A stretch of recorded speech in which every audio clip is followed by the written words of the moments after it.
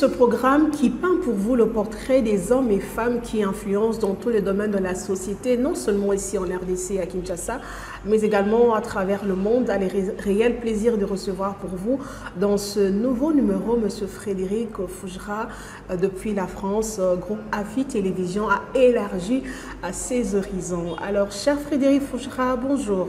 Bonjour. Pouvez-vous vous présenter s'il vous plaît? Je suis Frédéric Fougera, français. Je suis aujourd'hui le président de l'agence Tenkan Paris, spécialisée dans la communication de crise, image et réputation de personnalités sensibles. Je suis également l'auteur de quelques livres sur la communication et le parrain d'édition d'un jeune Congolais de Kinshasa, Joyce Masiala, qui vient de produire le livre Personal Branding que je vous recommande à la lecture. Je l'ai dans les mains et puisqu'on parle de com, voilà, ça c'est du placement de produit, ça c'est de la com. Vous savez, c'est quand même difficile de dire à une personne de se définir, mais dites-nous un peu, comment se définit Frédéric Fougera? Comment me définir? On m'a longtemps surnommé le DIRCOM de Twitter, parce que c'est ce réseau qui m'a donné une forte visibilité.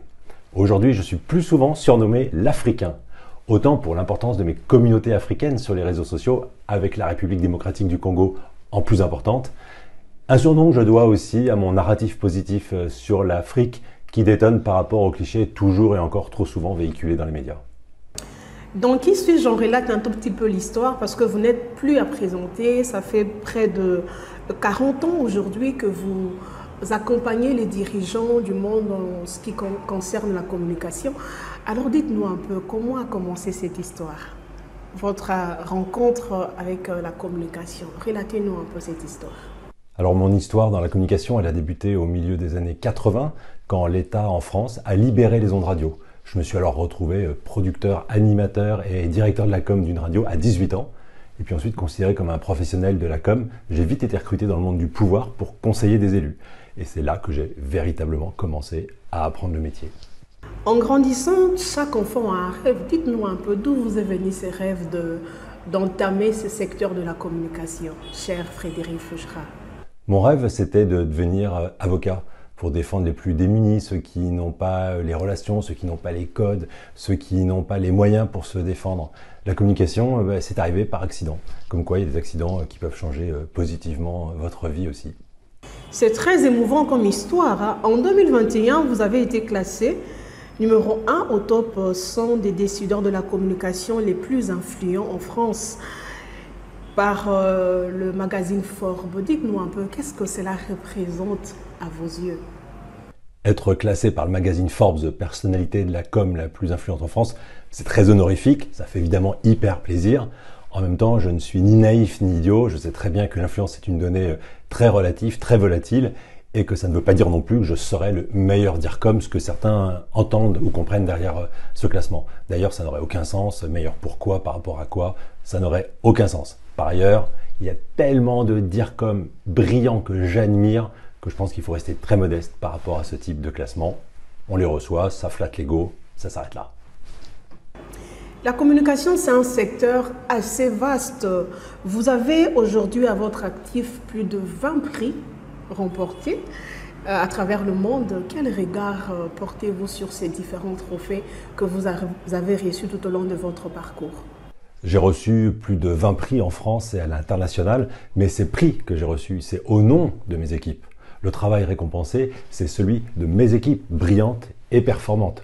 La réussite n'est jamais un one-man show, elle est toujours collective. Il ne faut jamais l'oublier. Et pour ne jamais l'oublier, je le répète et je le répète souvent. Beaucoup de personnes aujourd'hui se retrouvent en train d'exercer ces secteurs nobles que j'appellerais la communication. Vous, en tant qu'expert, dites-nous un peu comment vous définissez le terme communication. Ma définition de la com, pour moi, communiquer, c'est créer de la relation pour valoriser et promouvoir. Et de plus en plus, avec les crises, pour protéger et préserver. C'est ça pour moi la définition de la communication.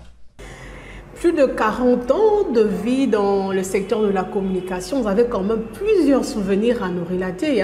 C'est vrai que ça vous passe à l'esprit, mais s'il vous plaît, dites-nous un peu un seul souvenir que vous gardez, le meilleur qui vous a marqué dans ce domaine. En près de 40 ans de carrière, j'ai beaucoup de souvenirs forts, émouvants, parfois éprouvants. Mais celui que je peux citer, c'est un des plus surprenants, étonnants en tout cas pour moi. C'est une anecdote qui montre à quel point ce métier peut faire vivre des expériences inimaginables. C'est le souvenir d'un ministre dans un pays du continent qui un jour, tenant absolument à me rencontrer alors que j'allais prendre l'avion pour rentrer à Paris, a fait bloquer l'avion sur le tarmac pour me permettre de venir échanger avec lui à son cabinet avant de me faire escorter jusqu'à l'aéroport pour que je puisse prendre l'avion qui m'attendait. Voilà, avec même beaucoup d'imagination, on ne pense jamais qu'on va vivre ce type de situation quand on débute dans la communication. Et pourtant, il y a tellement de choses qu'on va vivre sans avoir pu l'imaginer. Cher Frédéric, un petit conseil pour tous ceux qui se trouvent en train d'exercer ce secteur et également pour ceux qui veulent entamer ces métiers nobles. Alors un conseil pour les communicants ou ceux qui se sentent attirés par ce métier, je dirais que si la com est votre passion, foncez. Ne laissez personne vous priver de faire le métier dont vous rêvez. Mais attention, la com ce n'est pas un rêve, c'est du travail, c'est de l'engagement, de l'investissement. C'est aussi un combat quotidien pour être respecté dans nos compétences et dans notre expertise. Mais c'est un fabuleux métier. C'est aussi un métier en perpétuelle évolution, pour ne pas dire révolution. Alors, si vous aimez écrire, si vous êtes créatif, si vous êtes organisé, intellectuellement bien structuré et que vous avez besoin de vous exprimer, mais foncez!